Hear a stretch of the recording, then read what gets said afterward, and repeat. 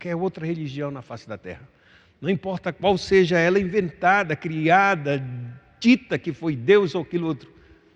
O autor da nossa religião, o autor e consumador da nossa fé, ele não permaneceu morto. Ele reviveu, ressuscitou dentre os mortos e está vivo e vem nos buscar. Então eu queria que você abrisse sua Bíblia em 1 João capítulo 1.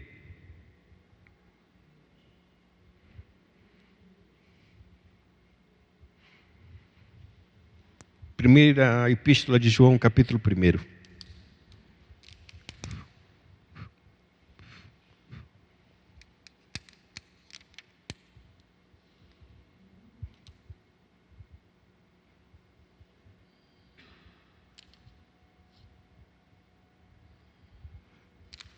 Brigando com o bichinho aqui. 1 João capítulo 1, verso 1 até o verso de número 4, diz assim: o que era desde o princípio, o que temos ouvido, o que temos visto com os nossos próprios olhos, o que contemplamos e as nossas mãos apalparam, com respeito ao verbo da vida, e a vida se manifestou, e nós a temos visto, e dela damos testemunho, e vula anunciamos a vida eterna, a qual estava com o Pai, e nos foi manifestada. O que temos visto e ouvido, anunciamos também a vós outros, para que vós igualmente mantenhais comunhão conosco. Ora, a nossa comunhão é com o Pai e com o seu Filho Jesus Cristo.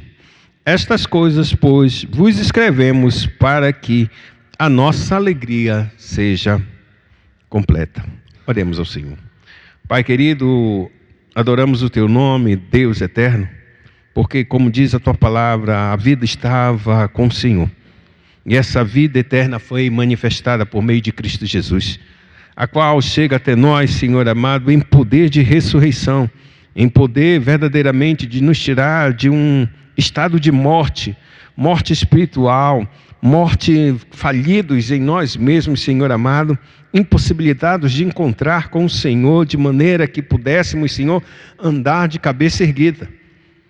Sim, essa é a morte que abala o nosso coração e a nossa mente, até o dia em que Tu manifestaste essa vida eterna por meio de Cristo Jesus, nos dando, Deus eterno, vida dentre os mortos. E é nessa certeza que nós andamos hoje, Senhor, na esperança de que um dia nós estaremos com o Senhor eternamente, e que a morte mais não nos faz temer, não nos faz mais tremer o nosso coração, não nos amedronta mais, porque já passamos e já vencemos, porque Tu venceste. Como disseste, eu venci a morte, porque eu vivo, vós vivereis também. Assim, Pai, nos abençoa nesta manhã, ministra no nosso coração esse poder maravilhoso da Tua ressurreição, que faz com que a nossa vida seja diferente de todas as demais vidas que andam nessa face dessa terra. Uma vida de poder. Não de poder para subjugar as pessoas, não de poder para achar que é melhor do que as outras pessoas. De um poder, Senhor, de que verdadeiramente nós não estamos mais sozinhos, que não há condenação sobre nós, e que nós não precisamos mais fugir do Senhor. Pelo contrário, estamos correndo para Te encontrar. No poderoso nome de Jesus oramos e já Te agradecemos. Amém. Irmão, a Epístola de João, ela é uma epístola maravilhosa para nós, porque ela vai contar um tempo em que João, já na sua velhice, ele está escrevendo essa epístola. A igreja já havia passado por muitas situações e muitas batalhas, tantas perseguições dentro do Império Romano.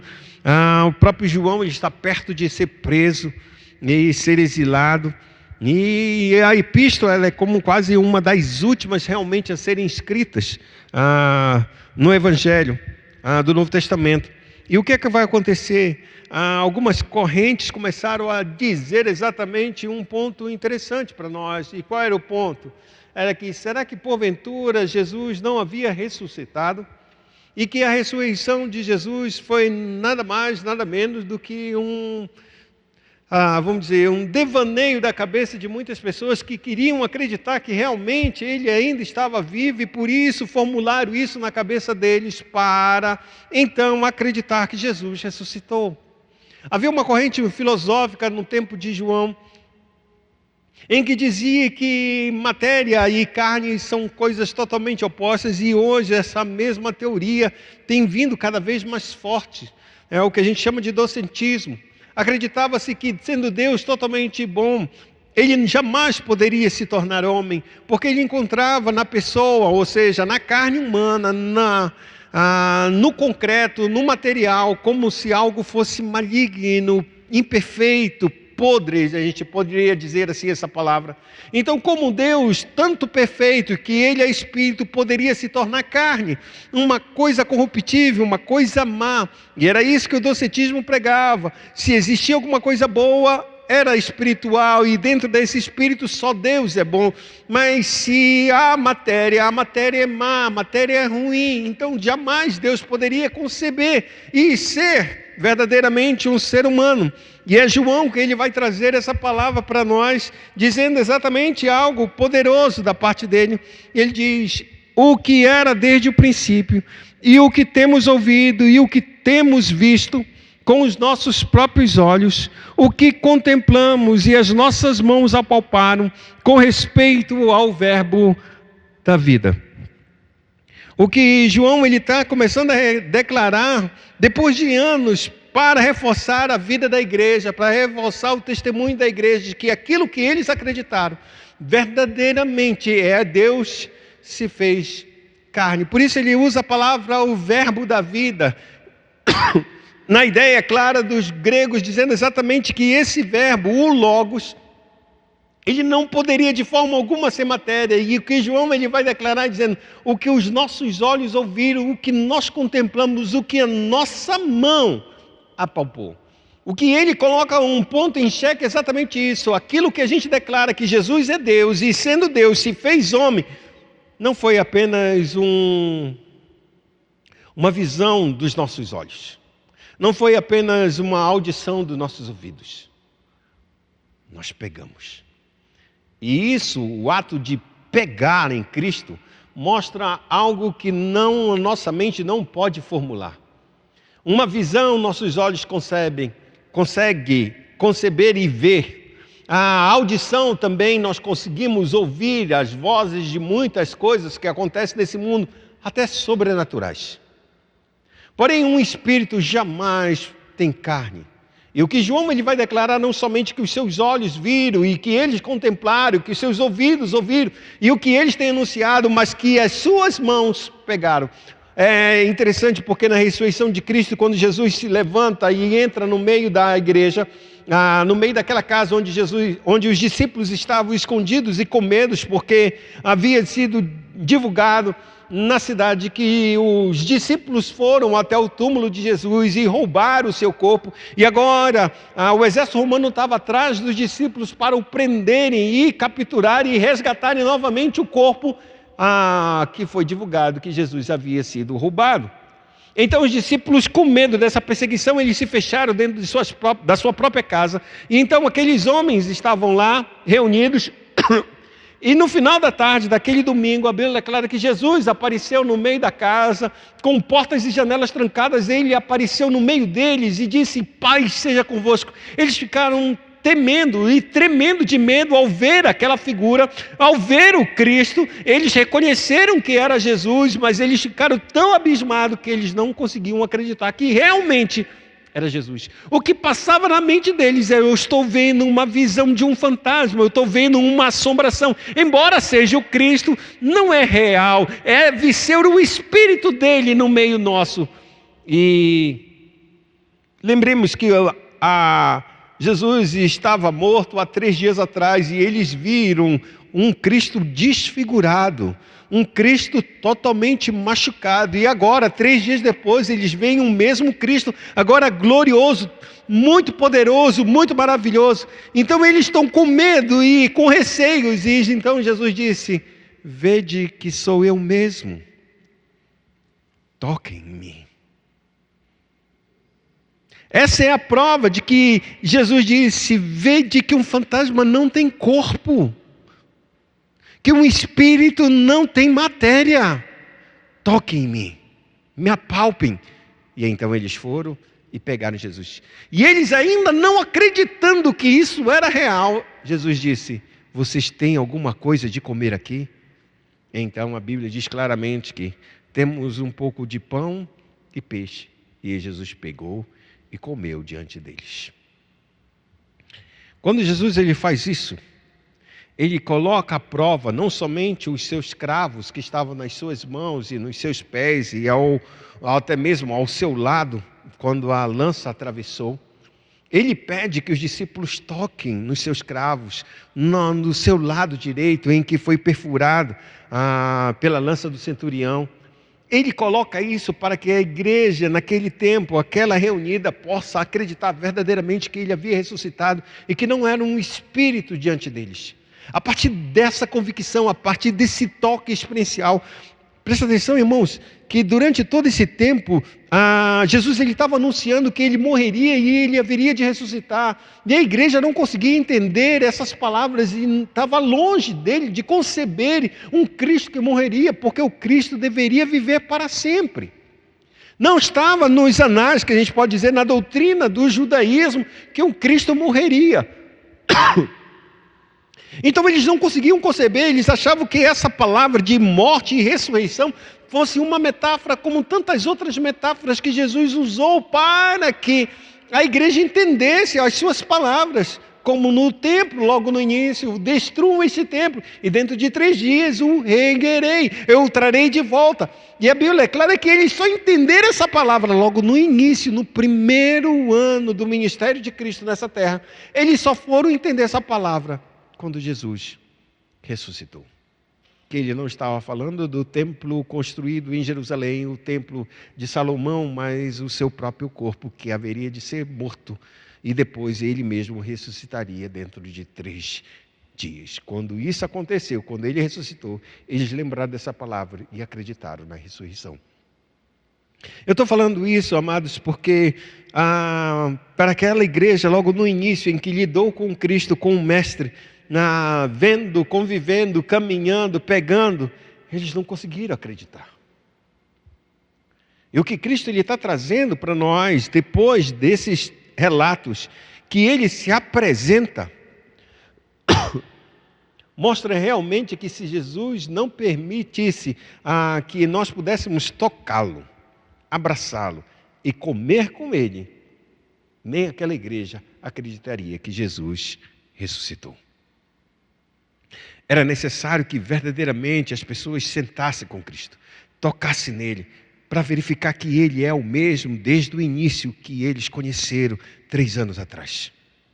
Era necessário que Jesus sentasse com eles e comesse aquela comida, que eles tocassem nas suas chagas, no seu lado, e entendesse. Lembre, Tomé, depois de todo mundo testemunhando: vimos o Jesus, vimos Jesus, vimos Jesus, vimos Jesus, ele falou com a gente, ele comeu com a gente. Ele disse: não vou acreditar se eu não colocar a minha mão no seu lado e no seu braço. Não acreditarei. Não importa quem de vocês diga que comeu e que andou, eu não vou acreditar se eu mesmo não pegar. 8 dias depois, Jesus apresenta-se naquele mesmo lugar, portas e janelas trancadas, os discípulos reunidos. Agora estavam os 12, ou melhor dizendo, os 11 reunidos. Jesus se apresenta e diz: Pai seja convosco. Depois que ele diz Pai seja convosco, ele se vira para Tomé e disse: Tomé, vem agora e coloca a tua mão no meu braço. Chega a tua outra mão e coloca no meu lado direito. Vede que sou eu mesmo. Tomé, ele vai se aproximando e ele desiste de tocar. Só dobra o seu joelho e disse: Senhor meu e Deus meu. Acabou. E então Jesus disse: Tomé, porque tu me viste, creste? Mas bem-aventurados são aqueles que não me viram e creram. Esses somos nós, que nós não vimos, não tocamos, mas o testemunho de João, como ele diz aqui, o que os nossos olhos viram, o que contemplamos, o que nossa mão apalpou, É sobre o Verbo vivo. O Cristo, ele ressuscitou dos mortos. Ele é o Deus vivo e verdadeiro e que está entre nós e que um dia há de voltar. Quando o apóstolo João, ele está no final praticamente da sua vida, ele escreve essa carta para que a igreja entendesse que verdadeiramente, embora Jesus já não se manifestasse mais, estando ele assentado à destra de Deus Pai, ele se apresentou durante 40 dias ainda para os discípulos, e Paulo vai escrever em 1 Coríntios, que é o capítulo da ressurreição, a doutrina da ressurreição, no capítulo de número 15, ele vai relatar que Cristo, ele apareceu para mais de 500 pessoas, e no tempo em que o apóstolo estava escrevendo essa carta, muitos desses irmãos ainda estavam vivos. E por final, ele apareceu como um fora do tempo. Amém. É isso que o apóstolo Paulo escreve quando Jesus se apresenta a ele no caminho de Damasco, com uma visão gloriosa de um Cristo ressurreto. Aqui nesta manhã, vamos tratar a respeito dessa ressurreição que faz com que a nossa vida seja totalmente diferente. E essa vida de humilhação e exaltação de Cristo, ela acontece durante todo o tempo da sua jornada, enquanto ele andou nessa terra. Ele é humilhante quando ele nasce, mas ao mesmo tempo que ele é humilhante ao se fazer um bebê e nascer numa manjedoura simples e humilde, pobre, paupérrima, se a gente assim pode dizer, sem nenhum tipo de recurso ou nenhum tipo de vantagem que aquele que estava vindo a este mundo, que é o próprio Criador deste mundo, não teve direito. Todavia, ninguém teve um dia que nasceu uma criança nessa terra e que foram anjos que anunciaram. Nasceu hoje na cidade de Belém o Cristo, o Salvador, e vocês vão encontrar ele envolto em lenços e deitado numa manjedoura. Ninguém nessa terra, ninguém, nem um ser humano, nenhumzinho, por mais que tenha nascido, vamos dizer assim, em berço de ouro, teve o seu anúncio verdadeiramente de seu nascimento anunciado por um anjo, e que um coral de anjos cantava: glória a Deus nas maiores alturas, paz na terra aos homens a quem Deus quer bem. Ninguém, irmãos, teve esse tipo de anunciação. Ao mesmo tempo que Cristo está sendo humilhado, ele está sendo exaltado, e é isso que está acontecendo durante toda a sua vida. Porém, é uma exaltação que a gente pode dizer privativa. O que eu quero dizer como uma exaltação privativa? Exaltação privativa significa dizer que eu estou exaltando uma determinada pessoa não em público, não para todo mundo, mas eu estou exaltando esse Cristo para um grupo seleto de pessoas. Assim aconteceu porque aquele anjo ele poderia anunciar a toda Jerusalém. Poderia ou não poderia?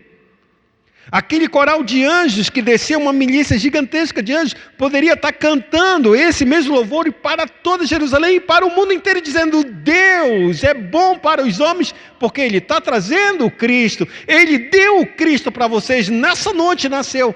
Não fez isso. Ele exaltou o Cristo, o nascimento de Cristo, para simples pastores que apacentavam os seus rebanhos nos arredores de Belém. E eles foram acreditar e viram exatamente como o anjo descreveu. Então a gente entende que a humilhação de Cristo foi muito grande. Todavia, a sua exaltação agora, nesse ponto, é mostrada de forma bem privativa, bem particular, para um grupo pequeno de pessoas. E assim a exaltação de Cristo e a sua humilhação vai caminhando nessa terra durante todo o tempo de sua vida. E aí a gente tem, quando Jesus ele é tratado com, vamos dizer assim, na sua tentação, no deserto, ele é humilhado, passado por fome, por privações, ele vence e Deus o exalta, levando os anjos para o servir. Quando Jesus está entrando no seu ministério, verdadeiramente, ele é sendo batizado por João Batista. A Bíblia diz claramente que quando Jesus está sendo batizado, é uma humilhação para ele. Por quê? Porque ele não tem pecado. Mas quem é que sabe que aquele homem que está sendo batizado não tem pecado? Só duas pessoas. João Batista e Jesus. Ninguém mais. Então, como muitas pessoas vinham até João Batista para serem batizados, significava dizer o quê? Que aquele homem que estava sendo batizado, mais um dos pecadores que estavam se arrependendo e voltando para Deus. Mas Jesus não era isso. E a prova de que Jesus não era isso foi: este é meu filho amado, em quem minha alma se compraz. Jesus, ele passa a ser exaltado com uma voz de trovão, exatamente para que as pessoas entendam que ele não é como qualquer um dentre todos os homens que foram batizados. Ele é o homem sem pecado, mas que estava tomando sobre si verdadeiramente aquele homem pecador sobre a sua vida, substituindo. E então a gente vai para o ministério de Jesus, o ministério de milagres, o ministério de maravilhas, o ministério de poder. De um lado as pessoas ridicularizavam, zombavam e tentavam até matá-lo. Humilhação. Por outro lado, algumas outras pessoas acreditavam e declaravam: este verdadeiramente era o profeta que devia vir ao mundo. Quando ele chega no final da sua vida, a Bíblia declara que ele é escarnecido, ultrajado, maltratado, humilhado. E então ele é crucificado. E nessa humilhação e crucificação, a Bíblia declara que quando ele morre, aquele centurião brada: este verdadeiramente era filho de Deus.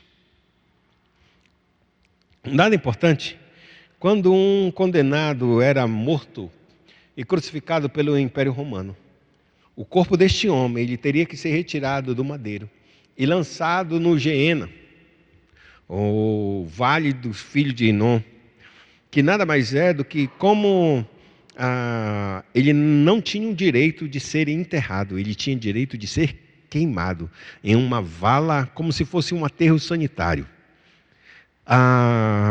Os romanos faziam isso próximo. Era pilhagem e pilhagem de corpos, de muita insurreição, ou seja, de rebeliões. Então eles crucificavam os homens, eram pilhas e mais pilhas de homens crucificados por toda a terra de Israel. E esses homens que eram crucificados, condenados à morte pelo Império Romano, eles eram retirados, depois de mortos da cruz, eles eram retirados e lançados nesse vale para serem queimados. E essa é a analogia que Cristo traz para as pessoas entenderem o que se reserva a elas para quando não acreditam no Senhor e na sua salvação. Então ele diz, por isso que nas Escrituras Sagradas realmente não tem essa palavra chamada inferno. Em toda a Escritura Sagrada nunca teve essa palavra inferno. Mas assim como também não tem essa palavra trindade na Bíblia Sagrada, a gente tem certeza que Deus, ele é trino, Pai, Filho e Espírito Santo. E a gente faz isso porque, por dedução lógica da Escritura Sagrada, quando ela se apresenta que todos os atributos que ela atribui ao Deus Pai, é os mesmos atributos que ela atribui ao Deus Filho, e é os mesmos atributos que atribui ao Deus Espírito Santo. Então, na verdade, Deus são três pessoas e um só Deus. Mas, ao mesmo tempo, quando a gente não tem essa palavra inferno, dá a entender claramente que existe um local, seja o nome que a gente quiser colocar, é um local em que Jesus disse: nesse lugar é como o verme nunca morre e o fogo nunca se apaga. Ele traz a analogia de aquilo que Israel sabia, que quando um corpo era, uma pessoa, um condenado era morto e crucificado, era lançado numa vala, nessa vala era queimado, porque era queima dia e noite e nunca se apaga. E o verme, porque era corpos e mais corpos, não podiam ser, que a gente pode dizer assim, nunca poderia ser apagado esse fogo, porque todo dia tinha gente sendo lançada nesse. E se não fossem queimados, como é que se faria com esse corpo? O que se faria? Lembremos, e aí eu posso voltar à pandemia. A pandemia houve mortes muito exageradas, além das mortes normais que haviam em toda a terra, no Brasil ou em qualquer outro lugar. Havia as mortes acrescentadas pela pandemia, correto? Não chegou o tempo de fazer muitas covas, porque não estava dando conta, necrotérios e mais necrotérios lotados como esses corpos. O que a gente vai fazer? Já nem passava por autópsia, já ia direto para os sepulcros. Só que a gente tinha o quê? Máquinas para fazer isso. Vocês já pararam para pensar que numa guerra do tempo antigo, são milhares e milhares de pessoas mortas numa guerra. Para onde vão esses corpos, irmãos? Quando Davi faz aquela célebre palavra que ele diz a respeito dos filisteus, quando o filisteu está vindo e ele sai correndo, ele diz assim: hoje mesmo o Senhor dará os exércitos filisteus da minha mão. E eu lançarei esses corpos na terra, para que as aves do céu e as bestas feras do campo os devorem. Porque ninguém era enterrado. Numa guerra era tanto corpo, como eu vou parar para enterrar? Não tinha essa possibilidade. Não tinha ninguém para cavar e enterrar esses corpos. Então os corpos eram enviados exatamente para os abutres, urubus, todo esse tipo de ave de rapina que chegava e comia, e as bestas feras, leão, leopardo, urso, vinham e comiam os corpos. Era assim que era dado. As aves do céu e as bestas feras do campo. O que eu estou querendo dizer é que quando Roma ele faz isso e coloca esse vale para queimar, exatamente para afugentar as suas feras e não disseminar doença, porque era corpos e mais corpos mortos, apodrecendo, e ia trazer o quê? Ratos, iam trazer doenças, e isso era uma questão também sanitária. Por isso nunca se parava de queimar e nem de o verme viver ali. Essa imagem é isso que Jesus traz. Disse: se vocês não se arrependerem, esses corpos serão lançados no Geena. Eles sabiam onde era, que era fora de Jerusalém, não muito distante, onde todos os corpos das pessoas eram envolvidas em crimes, eram lançados lá. Não tinham direito de serem sepultados, não tinham direitos de honra de seus familiares ou de qualquer outra pessoa, para que exatamente essa humilhação se tornasse ainda pior. O que acontece? Cristo ele morre, ele é crucificado, e agora? A Bíblia diz que José de Arimateia vai até Pilatos e pede o seu corpo. Então Pilatos diz a si mesmo: verifica se ele morreu mesmo, e se ele morreu, certifica-te que ele morreu. E então pode entregar o corpo para ele. Presta atenção, nenhum criminoso condenado iria para um túmulo, não poderia receber a homenagem. E na sua humilhação, na sua morte, ele recebeu uma exaltação. Ele foi sepultado em um túmulo que a gente diz, vige que ninguém havia ainda entrado, no túmulo de um rico. Agora, por que será que Pilatos faz isso? Talvez porque ele reconheceu que quem ele estava e queriam que matasse ele, não era uma pessoa culpada. E ele talvez, por dor na consciência de ter feito o que fez, cedido às pressões das pessoas, ele concede um tempo para que verdadeiramente esse Cristo pudesse receber pelo menos uma última homenagem dos seus, não fosse tratado como todos os outros criminosos. Isso é um ponto importante para nós, porque mostra exatamente que se Cristo vai para o Geena, a Bíblia diz que o seu corpo não viu corrupção. Sabe o que é não ver corrupção? Vocês já ouviram, pararam para pensar o que significa dizer isso? É que seu corpo não entrou em estado de putrefação. Ele morreu, ele foi, a gente diz, embalsamado um pouco, com aqueles olhos. Isso sustenta a carne, sustenta o corpo. O corpo pode estar se deteriorando, está morrendo por dentro. Mas ele não explodiu como o de Lázaro explodiu. Ele já está fedendo. E por que está fedendo? Porque ele viu corrupção. Ele entrou em estado verdadeiramente de putrefação. O que Cristo não aconteceu com a vida dele, ou com o seu corpo. E aí a Bíblia diz claramente que então esse Cristo foi enviado para o túmulo para ser sepultado. E isso é um processo de exaltação, embora a morte dele seja terrivelmente humilhante.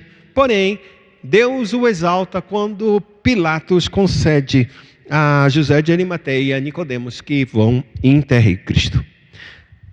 Eu conto isso para que a gente entenda que em todo o processo da humilhação de Jesus, que é extremamente pública, há vestígios de exaltação na vida de Cristo. Porém, a maior exaltação vai ser agora a ressurreição, depois a ascensão, e por final, ele assentado à destra de Deus, ele recebe a última de todas as exaltações. Só que em cada uma dessas fases de exaltação são exaltações particulares, privadas, em que só a igreja realmente reconhece que ele ressuscitou dos mortos. Somente a igreja reconhece que viu ele subindo aos céus, ascendendo aos céus. Só a igreja reconhece que ele, ao ascender aos céus, ele assentou-se à destra de Deus. Só a igreja. Não existe nenhum grupo, nenhum outro grupo. A igreja bíblica vai reconhecer isso. Outras igrejas que se dizem cristãs nem reconhecem que Jesus ressuscitou, que Jesus ressuscitou.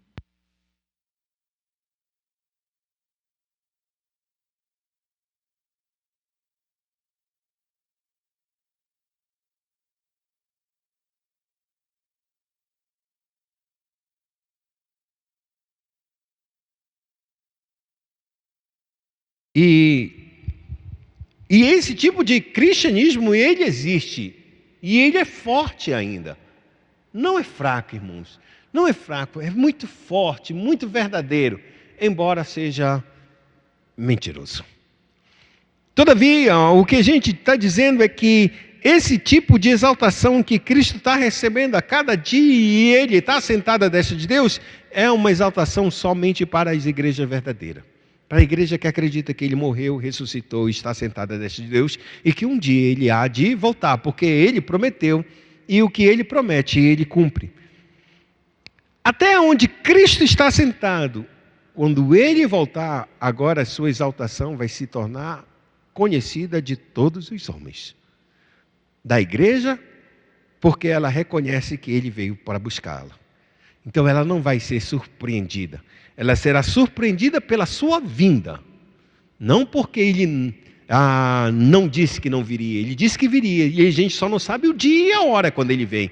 Essa é a surpresa. Será que é hoje? Será que é antes que acabe a escola dominical? Será que é agora à noite? Mais tarde? Ou será daqui a 10, 50, 100 anos? Será que serão meus filhos ou os filhos dos meus filhos que verão Cristo voltando? Essa será a surpresa da igreja, a surpresa do dia que ele vai vir, porque ele virá. Mas para o mundo que não reconheceu essa exaltação, eles não serão surpreendidos pela sua vinda, como disse, poxa, ele veio mesmo? Não, é real. Ele morreu e ressuscitou, ele está vivo.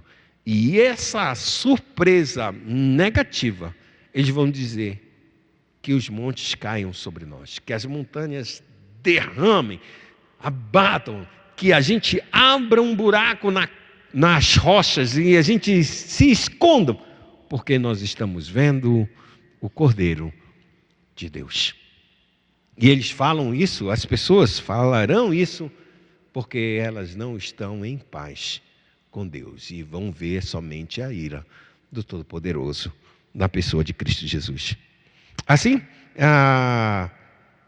essa ressurreição de Cristo, ela vai nos trazer exatamente alguns pontos que nós devemos entender e que leva verdadeiramente a romper todas as coisas e todos os feitos que Cristo norteou. Porque existe uma coisa que é importante a gente entender. E a primeira coisa que a gente tem que entender é que a cruz de Cristo, ela verdadeiramente declara que a justiça de Deus é perfeita. Quando Cristo ele anda nessa terra e se comporta, ou ele se faz realmente homem e assume o lugar deste homem pecador, a sentença de Deus sobre o homem era que o dia que ele pecasse, ele morreria. E nas Escrituras Sagradas ela é bem clara, quando Deus fala isso a Adão, o nosso representante, o representante da raça humana. Adão tinha duas possibilidades. A primeira possibilidade é que ele não podia morrer. E a segunda possibilidade é que ele podia morrer. Essas duas possibilidades, essas duas alternativas estavam sobre o coração e a mente de Adão. Então ele tinha que tomar uma decisão, e agora a decisão foi dele, desobedecer a Deus. E quando ele desobedeceu a Deus, aconteceu uma coisa na sua vida e na vida de todo ser humano a quem ele representou. É impossível que o homem não morra. Antes ele podia não morrer. Outra, ele tinha a escolha de poderia morrer. E dessa vez agora é impossível que ele não morra. Não há mais nenhuma possibilidade do homem de não mais morrer. Ele veio a esta terra, ele morrerá. Ele entrou neste mundo, seja no ventre de uma pessoa, ele morrerá. E falando nesse sentido, a gente começa a entender e compreender verdadeiramente que quando Adão ele peca, a Bíblia declara que Deus desfere essa morte. Só que essa morte que Deus desferiu para Adão, ele freou. Ele, que a gente chama de mitigou todo esse poder. Ou seja, ele não colocou sobre Adão toda a morte que deveria acontecer naquela mesma hora. Ele sustentou, ele susteve para que a morte fosse lentamente chegando até o dia em que ele verdadeiramente haveria de morrer. Com 930 anos, se eu não me engano, que ele morre.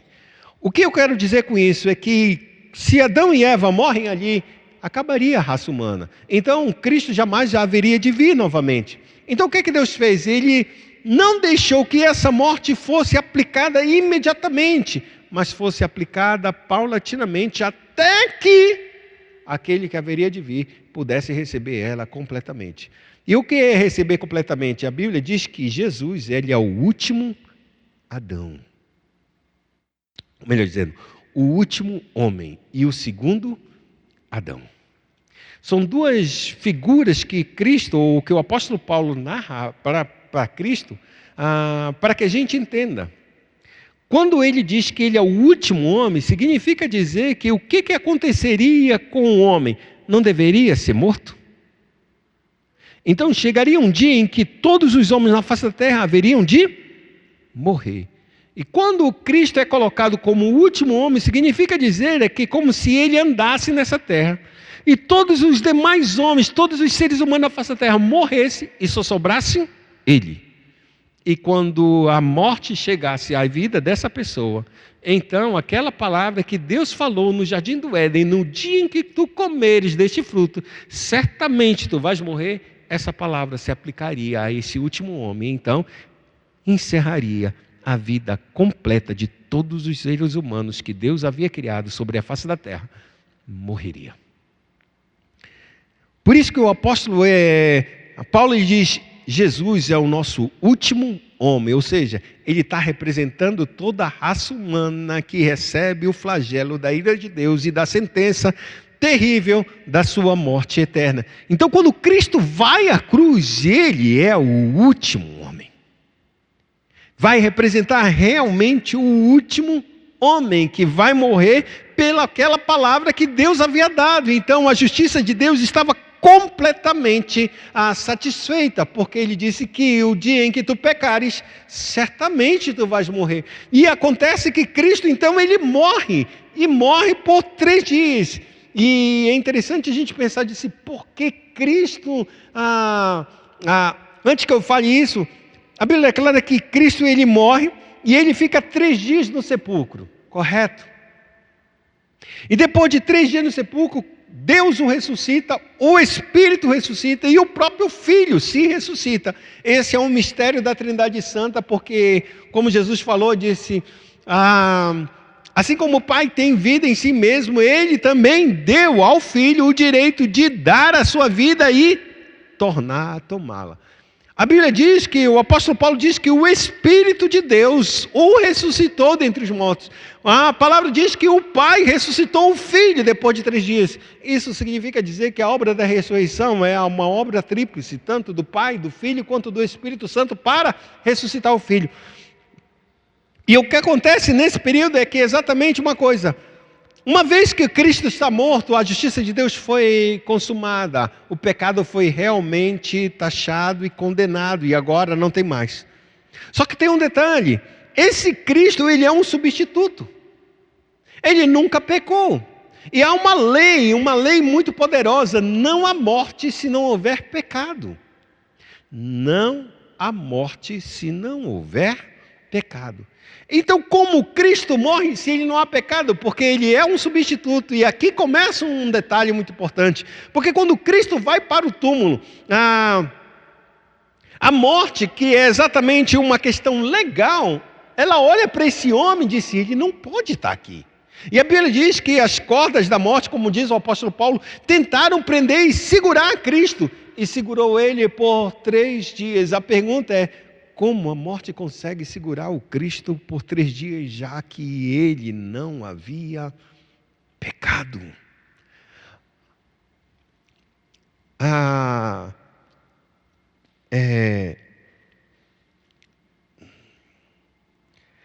Russell Shedd, da qual nós estamos estudando o livro dele, ele diz que a impossibilidade da ressurreição de Cristo não é tão grande quanto a impossibilidade dele continuar num túmulo por 3 dias. Porque esse Cristo, ele não teve pecado, então a morte não podia segurar ele. Não daria nem tempo da morte segurar ele depois da lança atravessada do seu lado direito e perfurado o seu coração e ali decretado verdadeiramente a falência completa dele, configurando que ele morreu não por causa da lança, mas por causa da cruz mesmo. E a lança só foi testificado verdadeiramente que ele já estava morto.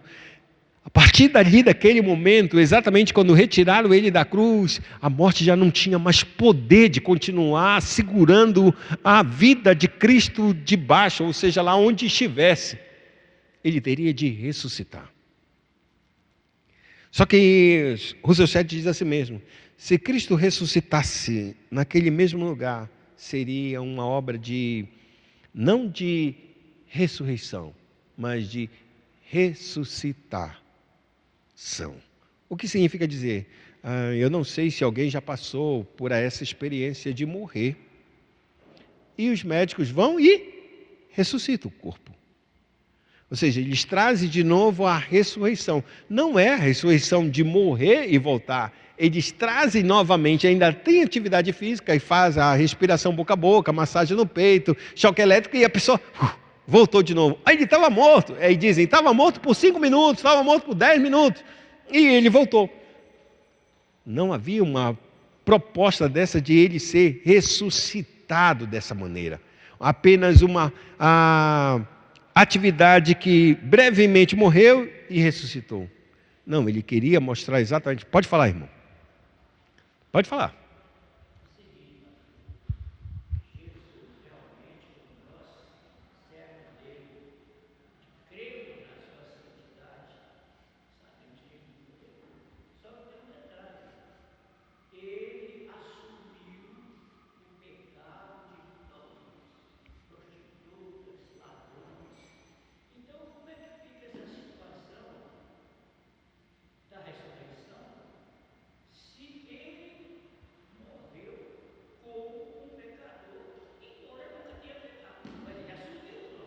Sumiu.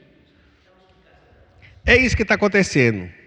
Até então, quando Jesus morre, ele é como o nosso substituto. Só que morrendo, a morte entende agora que ele não pode morrer. Só que aí tem um detalhe, a morte está segurando esse corpo, mas não pode segurar. Porque ele não é justo que ele permaneça no túmulo, já que ele nunca pecou, ele está sendo um substituto. Então começa a acontecer algo poderoso da parte de Deus. Deus traz de volta a vida do filho para testemunhar que a vida dele toda não pecou. A ressurreição de Cristo leva a gente verdadeiramente ao que a gente chama de o poder da justificação de Deus. A satisfação de Deus de ter pago a dívida está na cruz. Mas a ressurreição de Cristo declara que nós estamos agora justificados por Deus, porque esse Filho foi justificado em espírito, não no corpo. Ele foi justificado em espírito, onde só Deus consegue ver. Não é somente Deus que vê o nosso espírito. Não é somente Deus que vê os nossos pensamentos, o nosso coração. Não é somente Deus e somente Deus. Deus então olha para o Filho e o justifica no seu espírito. Aos olhos dos homens, ele é um pecador. A morte declara que ele é um pecador. Mas quando ele ressuscita dentre os mortos, prova-se que a sua ressurreição é diferente da ressurreição de Lázaro.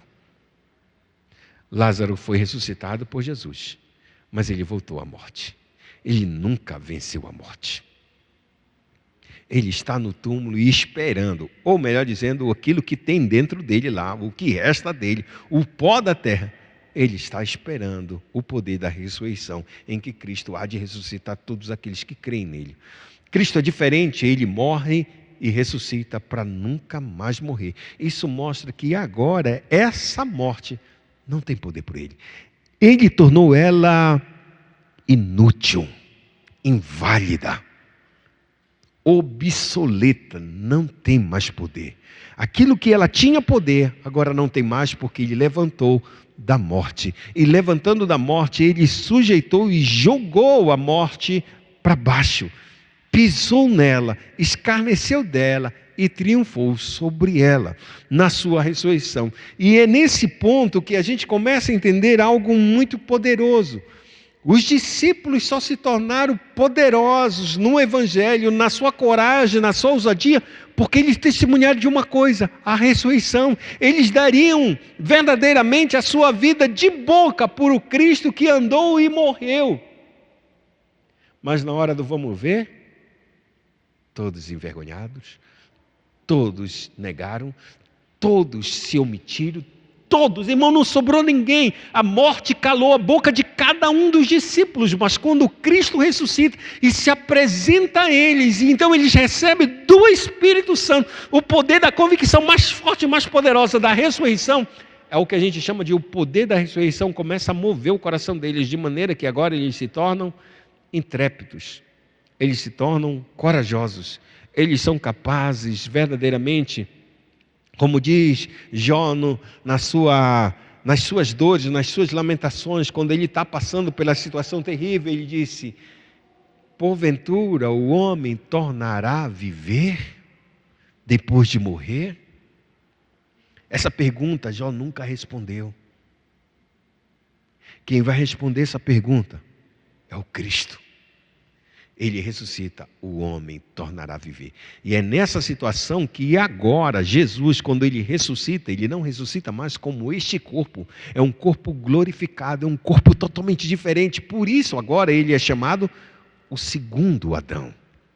Porque todos nós estamos recebendo a natureza do primeiro Adão. E como a gente tem recebido essa natureza do primeiro Adão, a gente recebe aquilo que ele recebeu. O que Adão recebeu? A morte. Mas esse segundo Adão, ele está fazendo uma nova geração, uma nova criação de Deus, uma segunda criação de Deus. E Cristo, este é o segundo Adão, de maneira que agora nós seremos como ele, quando nós ressuscitarmos dentre os mortos. Esse corpo de carne, que era a semelhança do nosso primeiro Adão, desaparecerá, porque será transformado, revertido. Como disse o apóstolo no capítulo de número 15 de 1 Coríntios, é necessário, porque carne e sangue não pode entrar no reino de Deus. É necessário que a corruptibilidade seja revestida de incorruptibilidade. E o que é mortal seja revestido de imortalidade. Então, nessa hora, é dito aquela palavra: tragada foi a morte pela vitória. Que vitória é essa?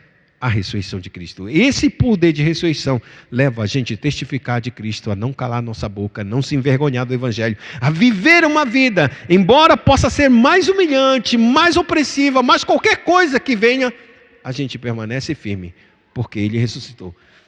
Irmãos, a nossa vida não está diante da cruz, irmãos. A cruz não traz força para nós. O que nos traz força e vida é a sua ressurreição. É por isso que o apóstolo vai dizer no capítulo 15, que ele traz isso, e eu vou encerrar nesta manhã.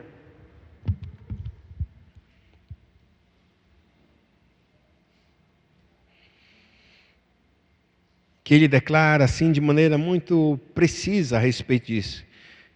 1 Coríntios, capítulo número 15, verso 13 a 19.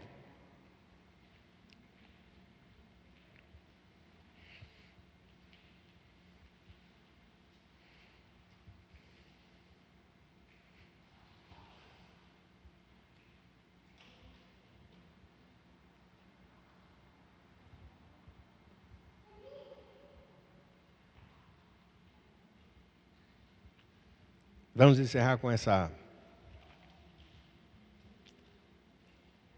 Eu vou começar desde o capítulo do verso 1 e termino no verso de número 15, especificando os versos 13 a 15. Olha o que ele diz. Irmãos, venho lembrar-vos o evangelho que vos anunciei, o qual recebestes e no qual ainda perseverais. Por ele também sois salvos, se retiverdes a palavra tal como vos-la preguei, a menos que tenhas crido em vão. Ou seja, a primeira coisa ele diz assim mesmo: quero lembrar o que evangelho que eu entreguei para vocês. E é nesse evangelho que vocês estão perseverando. E por ele também vocês estão sendo salvos. Se vocês continuam segurando essa palavra, crendo nessa palavra. A menos que tenhas crido em vão. Ou seja, que creu só por um tempo e na verdade isso não é verdade. E então no verso de número 3 ele diz: antes de tudo eu vos entreguei o que também recebi, que Cristo morreu pelos nossos pecados, segundo as Escrituras. E que foi sepultado e ressuscitou ao terceiro dia, segundo as Escrituras. O que o apóstolo Paulo estava dizendo era que a vida de Cristo, ela acontece e ela vem, inclusive a sua morte na sua cruz já havia sido profetizado nas Escrituras Sagradas, e o que ele fez foi apenas o cumprimento das Escrituras Sagradas. E ele ter vivido ou ter estado morto durante 3 dias e ressuscitado ao terceiro dia, também é segundo as Escrituras Sagradas que a sua vida, tanto a sua morte quanto a sua ressurreição, é o cumprimento delas. Isso significa dizer que ele não aconteceu, as coisas que aconteceram com Cristo por causa da sua cabeça. Não, porque tudo já havia sido preparado e pré-ordenado por Deus e declarado aos homens, embora os homens não conseguissem compreendê-la. E então ele diz: e apareceu a Cefas, depois aos 12, depois foi visto por mais de 500 irmãos de uma só vez, dos quais a maioria sobrevive até agora, porém alguns já dormem, ou seja, alguns já morreram. Depois foi visto por Tiago, mais tarde por todos os apóstolos, e afinal, depois de todos, foi visto também por mim, como por um nascido fora de tempo. Porque eu sou o menor dos apóstolos, que mesmo não sou digno de ser chamado apóstolo, pois persegui a igreja de Deus. Mas pela graça de Deus, sou o que sou, e a sua graça, que me foi concedida, não se tornou vã. Antes, trabalhei muito mais do que todos eles, todavia não eu, mas a graça de Deus comigo. Portanto, seja eu, seja eles, assim pregamos e assim crestes. Aí ele começa dizendo: ora, se é corrente pregar-se que Cristo ressuscitou dentre os mortos, como pois afirmam alguns dentre vós que não há ressurreição de mortos? O que o apóstolo Paulo ele começa a ensinar para a igreja em Coríntios era que eles estavam acreditando no evangelho que Cristo ressuscitou dos mortos e que foi visto por muitas pessoas, não foi visto por 1 nem 2 pessoas, foram vistos por mais de 500 pessoas, e eles acreditaram nesse evangelho que Cristo ressuscitou dos mortos. Mas na cultura deles estavam dizendo assim mesmo: mas os mortos não ressuscitam. Então eles entraram em choque: como é que eu posso acreditar no evangelho que ressuscita Jesus dos mortos e a minha própria cultura diz que os mortos não ressuscitam? E então ele diz assim mesmo: esse Cristo, aí ele diz assim mesmo, e se não há ressurreição de mortos, então Cristo não ressuscitou. Se somos tidos, e se Cristo não ressuscitou, é vã a nossa pregação, é vã a nossa fé. E somos tidos por falsas testemunhas de Deus, porque temos asseverado contra Deus que ele ressuscitou a Cristo, ao qual ele não ressuscitou, se é certo que os mortos não ressuscitam. Porque se os mortos não ressuscitam, também Cristo não ressuscitou. E se Cristo não ressuscitou, é vã a vossa fé, e ainda permaneceis nos vossos pecados. E ainda mais, os que dormiram em Cristo pereceram. Se a nossa esperança em Cristo se limita apenas a esta vida, somos mais infelizes de todos os homens. O que o apóstolo traz 6 pontos de argumentação a respeito de se Cristo não ressuscitou. A primeira: nossa pregação é fútil. Se os mortos não ressuscitam, e eu estou pregando nessa ressurreição, então não tem serventia nenhuma. A segunda é: a nossa fé é vã. Ou seja, se os mortos não ressuscitam, eu estou pregando e tu está acreditando nessa palavra que Cristo ressuscitou, isso não é fé, isso é vazio, isso é vã. E ele diz: damos o testemunho falso a respeito de Deus, porque a gente diz que Deus não ressuscita os mortos, estamos dizendo e asseverando que Deus ressuscitou Jesus, então a gente está dizendo um Deus mentiroso. O nosso testemunho é falso a respeito de Deus.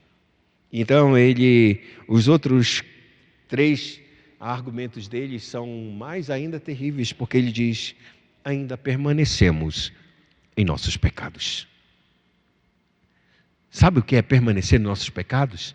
É o que eu falei da maldição da lei. A maldição da lei dizia que a gente jamais poderia ver Deus face a face. Estávamos banidos da presença de Deus.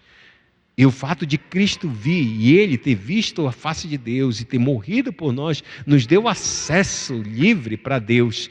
E aqui a Bíblia diz claramente que nós permanecemos em nossos pecados, então continuamos banidos da presença de Deus. E ele diz: nossos queridos que já morreram, pereceram, ou seja, porque as pessoas que acreditaram nesse evangelho, acreditando que iam ver a face de Deus um dia, eles morreram nessa crença, e eu vou dizer, eles pereceram, eles continuam sem ver a face de Deus e ainda estão sob a ira do Todo-Poderoso, agora de maneira efetiva e real. E por último ele termina: somos os mais infelizes de todos os homens. Um homem sem esperança. Eu quero uma vida sem esperança, irmãos. Não existe pessoa nessa vida, nessa terra. Ele precisa ter algum tipo de esperança. Quando a esperança cessa, irmão, cessa a vida. É necessário que ele tenha esperança no governo, é necessário que ele tenha esperança numa religião do Buda, de qualquer tipo. Ele tem que